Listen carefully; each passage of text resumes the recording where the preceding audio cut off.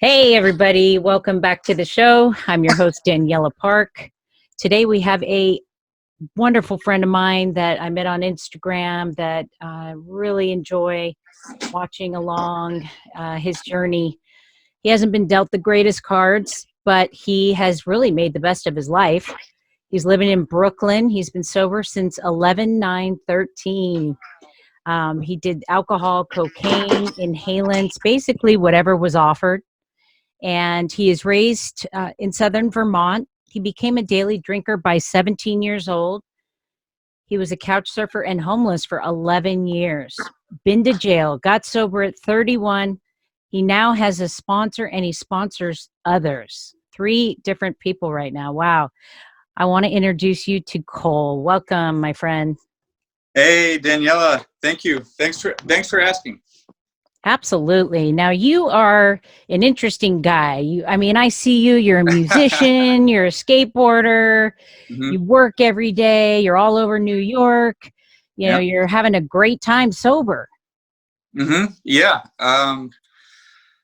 It's gifts of sobriety. I can do pretty much whatever I want. And that, you know what? It's like everything I've gotten in sobriety was everything I wanted, though, when I was out there drinking and using. I wanted independence. I wanted freedom. I wanted to be able to play in a band and tour in a band, and in my head before, I was a rock star before I even strummed a note.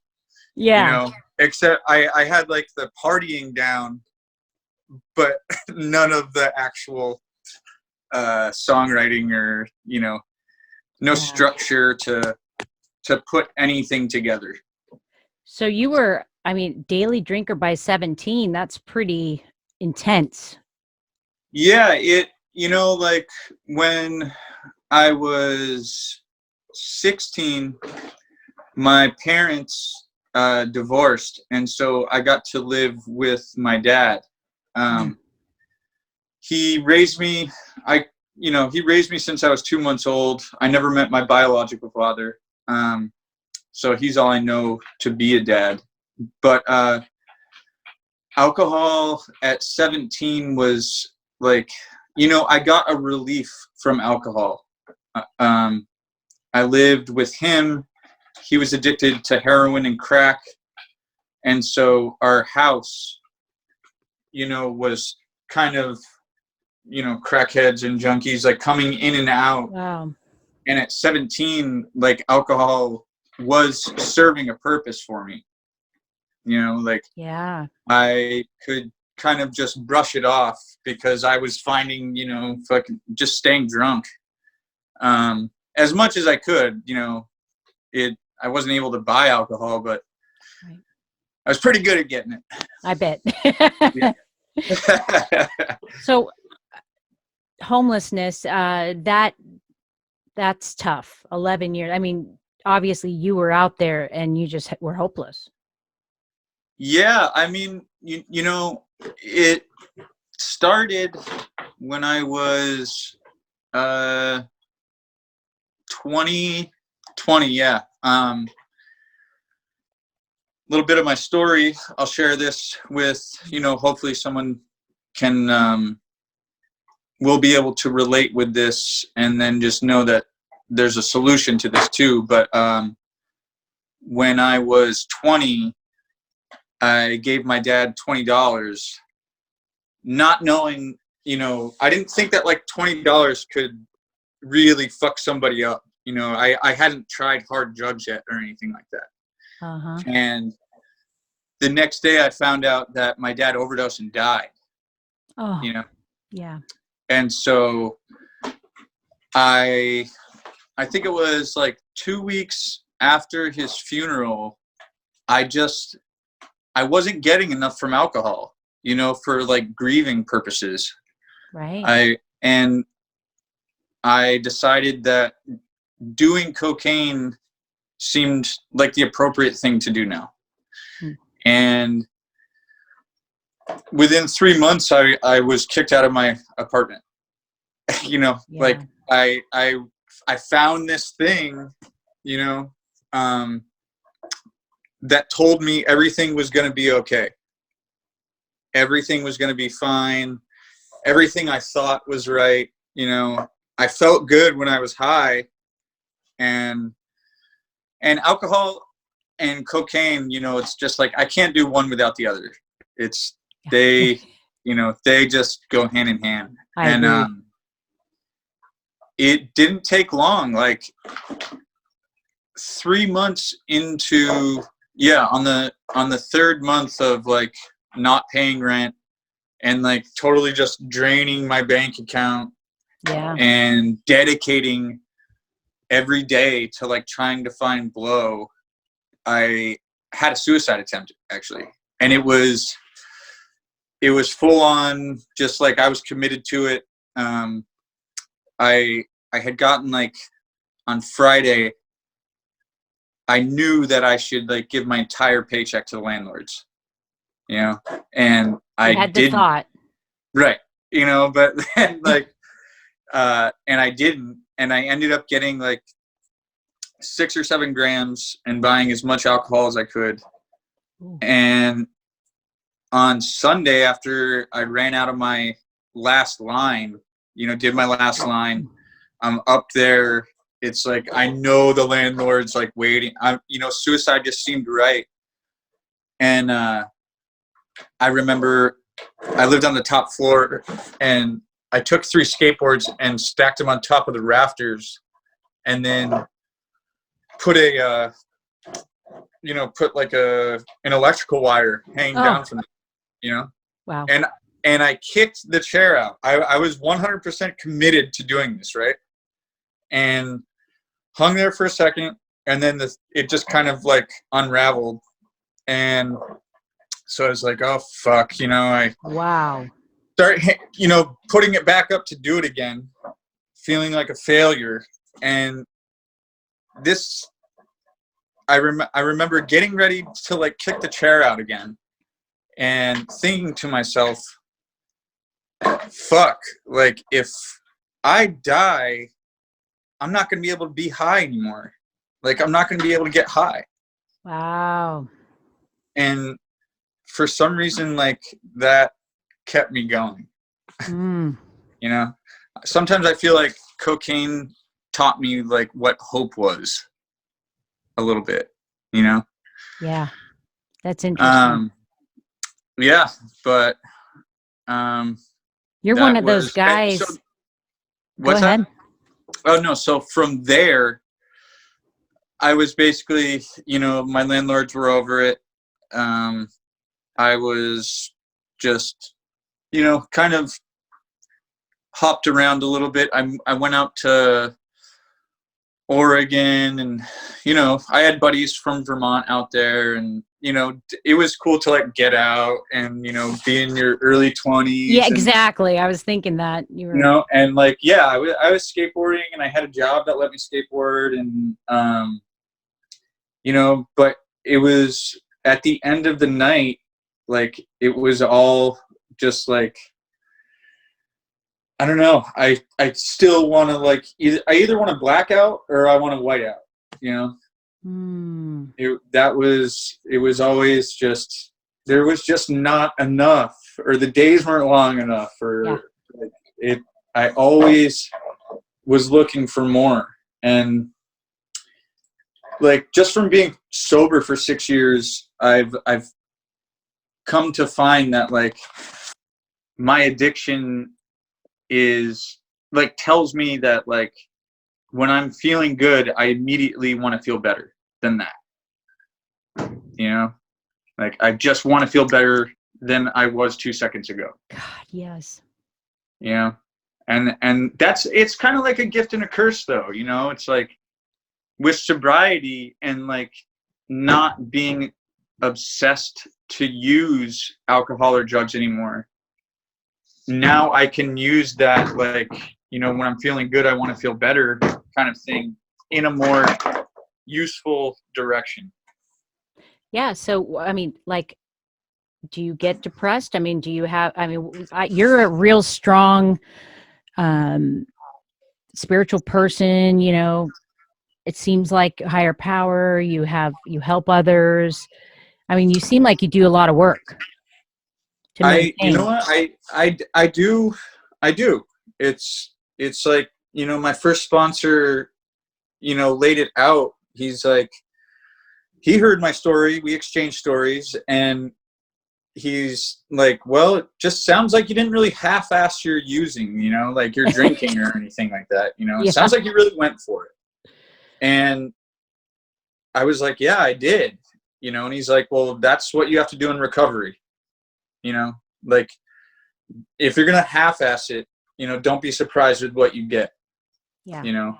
And so there was this, like, you know, when I first started getting sober, I didn't know what the fuck sober was. I had no clue, you know. Yeah. I'd never heard words like solution used, or, you know, just things like one day at a time, or I understand. relate. Yeah, it was just like, what is all this, you know? And but I did know that, like, what I was doing was, I felt like it was what I was supposed to be doing, but I was still just like walking around like an animal in traffic, you know. I just had no clue what was going on, and I needed somebody to like center me, like, hey, look, you know. Yeah.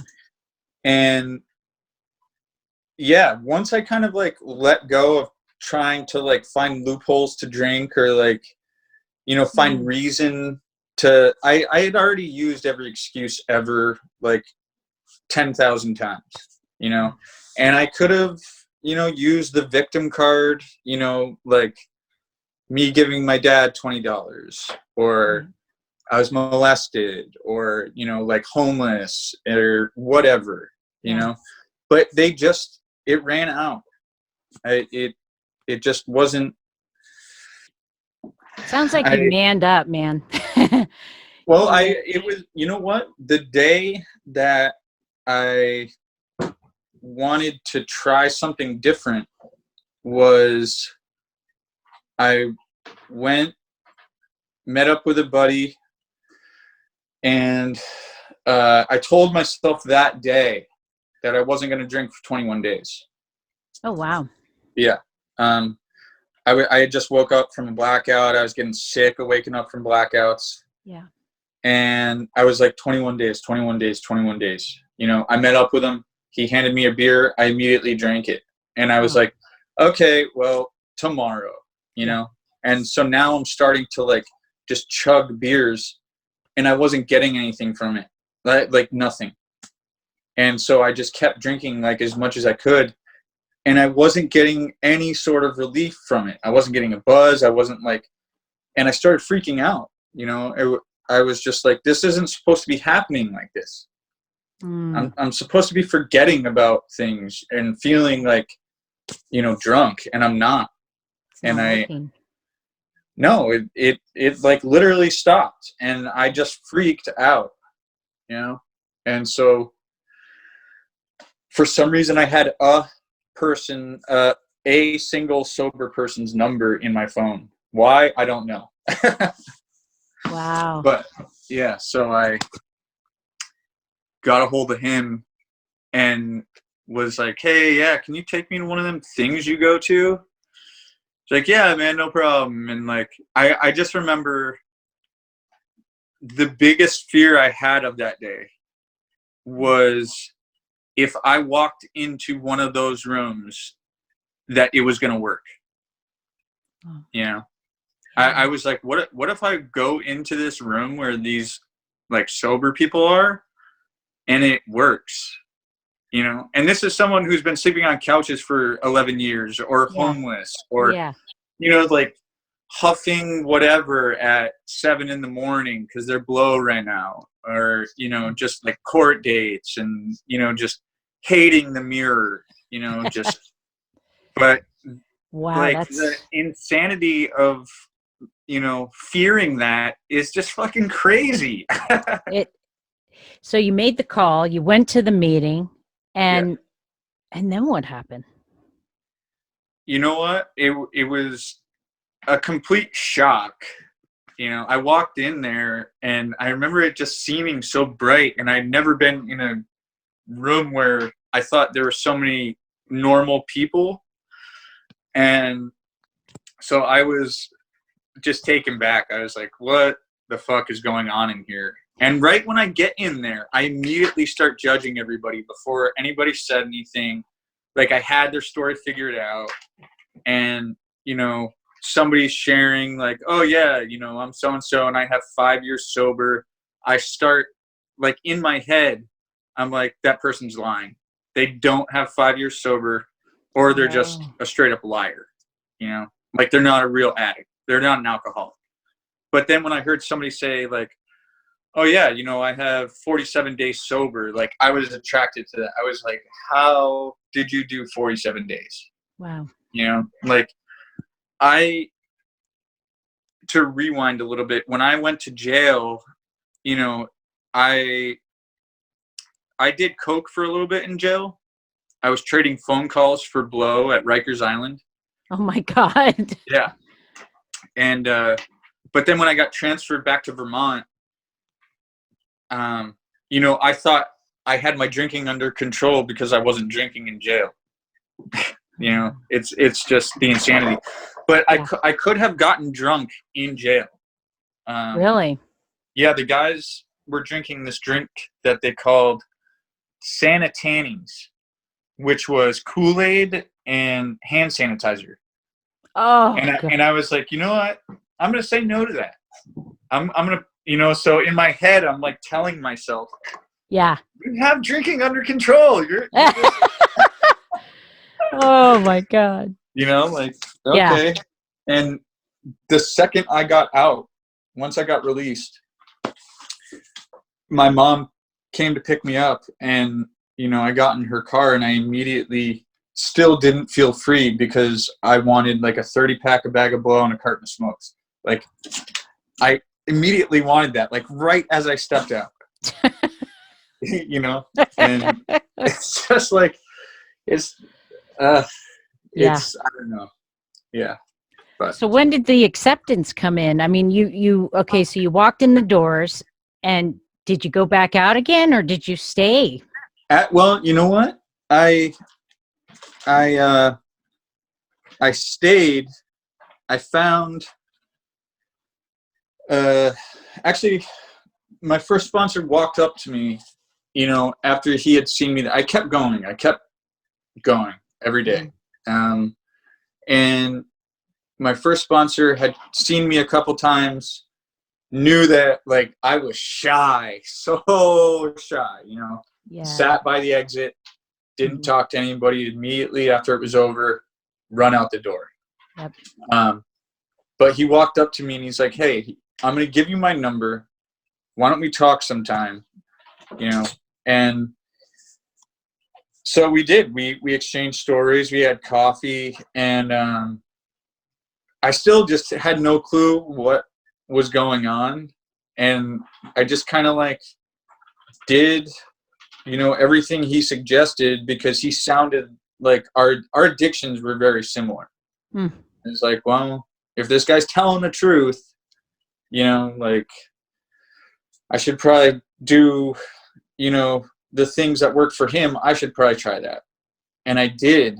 And then at day 66, wow. I went to, and I got honest with this guy, you know, thoroughly honest. Yeah. And but at day 66, I went to visit somebody in Colorado, and I didn't want to drink when I went there, and I drank, and I hated it. I felt horrible. Did you feel guilty? Yeah, I felt like I was being a poser. Yeah. You know, I felt like I was being a poser. And yeah. I called him, and he's like, well, you can get back on the horse, you know. And so the next morning I woke up, and my friend is like, hey, I'm going to the store. Do you want anything for me? You want me to pick anything up? And in my head, I'm like, yes, I want an 18-pack of beer. And I was like, you know what? No, don't get anything. And so they leave. 5 minutes after they left, I go to call. You know, I'm on vacation at this point. I already drank. Why not? And I go to call, and the phone's ringing from inside the house. So that means they forgot their phone when they went to the store. Yeah. And I was just tripping out. I was like, if that's not some sort of sign, you know, I just like hopped in the shower and just stood there, you know, just like, what the fuck is going on? I want So things to keep drinking. started being clear for you a little bit, like you were starting to be more aware of. I was, yeah, because I had told somebody like about like where my drinking and drug use had gotten me and how I hated it. You know, I wasn't having any fun for the last few years. There was no fun. Mm-hmm. I didn't want to do it, but kept doing it. Didn't think about why. I just, it was second nature to just, no matter what I was doing, I was always trying to drink. Yeah. And then after, like, the acceptance thing was, you know, like, okay, I'm an alcoholic, I'm a drug addict, I'm a scumbag, I'm a piece of shit, you know, like, okay, now what? And if I was to just do it on my own, I know where I would have ended back up. You know, how was I supposed to teach myself how to not, you know, pick back up? Because I was so good at convincing myself to drink. You know, I needed a change of perspective. You know, Yes. And it's like something I've learned from like skateboarding. If you want to get better at skateboarding, hang around better skateboarders. If, you know, like, you have to hang around people who know what the fuck they're doing. And by the way, you're a pretty good skateboarder. Thank you. Yeah. Wait, now let me ask you, you're a musician. I mean, you tour around, you play music on the weekends all the time. And I mean, how does that work with your sobriety? Has that been hard? You know, it was really hard because when I first got sober, I basically took the first 2 years and I actually didn't skateboard. And mind you, this is my story. You know, this isn't how it is. This is just how it was for me. Mm-hmm. I had a hard time, really hard time, like socially. You know, I don't have that lubricant anymore. I don't, you know, like if I was going to go be social, one, I didn't really want to do it. And two, I needed like 13 beers to get me started to want to go out. Mm-hmm. You know, so now, you know, I would just like play guitar and, you know, when I wasn't like doing anything program related and just kind of like, oh shit, now I have my own bedroom, you know, kind of like, wow, this is new. And, you know, finding out these like, you know what? I bought my first pillow at 31 years old. I love it. You know, and then right after that, I bought 3 more, and then I started candles, and it was just like this weird, like, dude, what the fuck are you doing? You know, I love it. Yeah, that's funny. I love it. So, right before I got 2 years sober, my best friend, who I have a band with, he was living in New York, or lives in New York City, and I was living in Portland, Oregon at the time, and he called me one day and said, like, hey, what do you think about getting the band back together? And I was like, you know what? I'll be there in like 4 weeks. And that's like a gift of sobriety. Like, that's like what I always wanted to be able to do, was to just like, okay, something rad is happening, like across the country. I can just go and leave and do it. And I get to New York, you know, and so we start practicing and stuff, and we're creating songs, and, you know, it's going smooth. Yeah. Socially, for me, it's not. You know, my creativity is on point now, finally.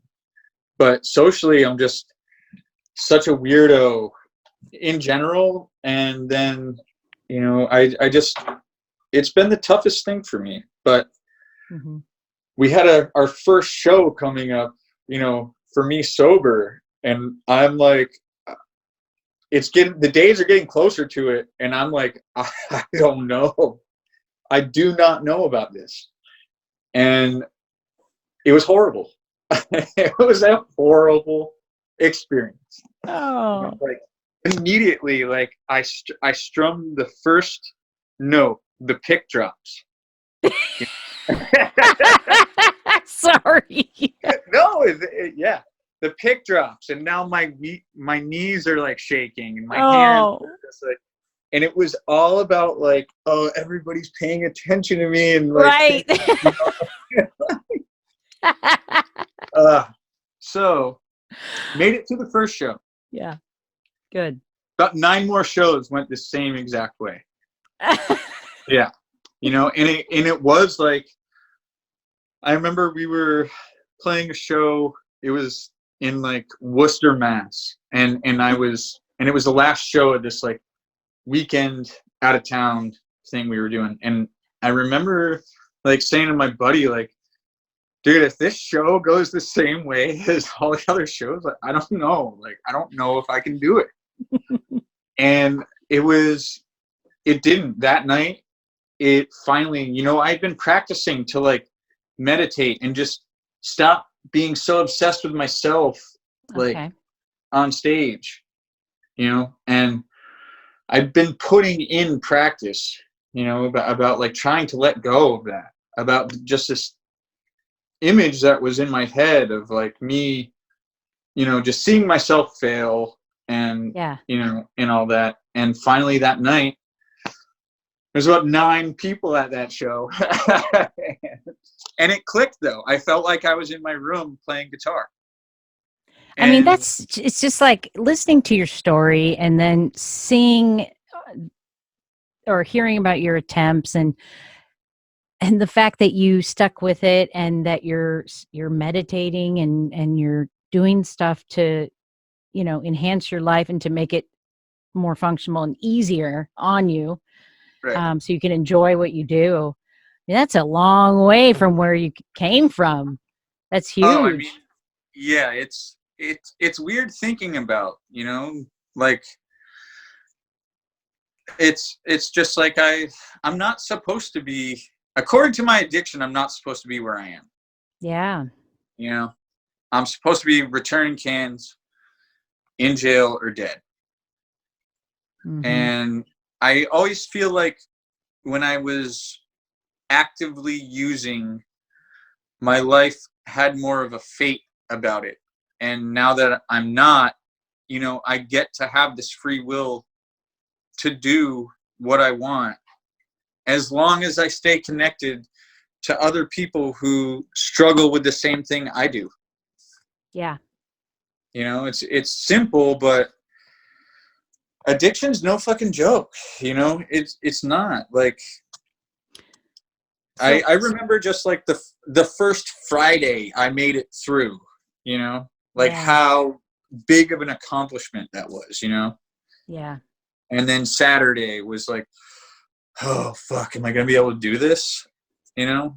But now any day, any event, whatever, you know, and when you're on the road,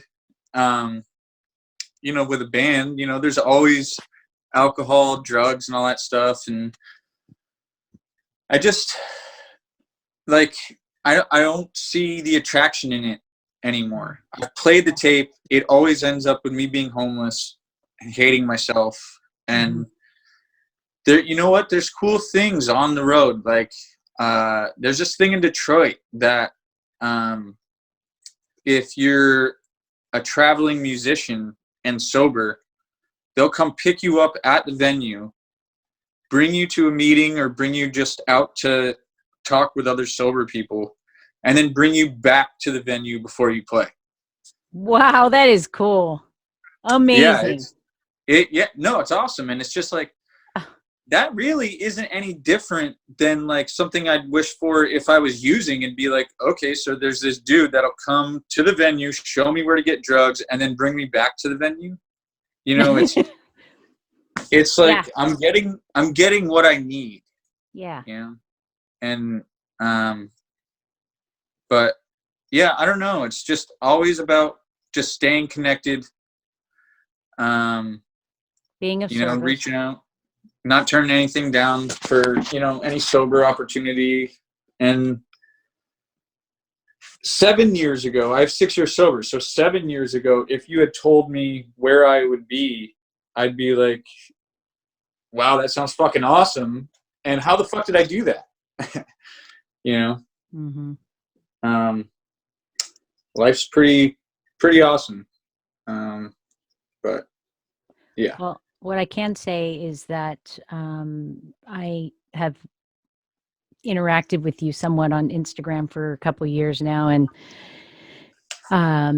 you've been through a lot more than you actually say, and you you really have come so far, and I'm so proud of you. I'm happy to know you, and hopefully we'll get to see your metal's not my type of music, but I'm totally down to come see you play one time. And thank you for coming on. Yeah, totally. Definitely Of course. appreciate it. Yeah. And we would love to have you back on maybe in 6 months or so to see what's happening. Yeah. I'm totally down to do that.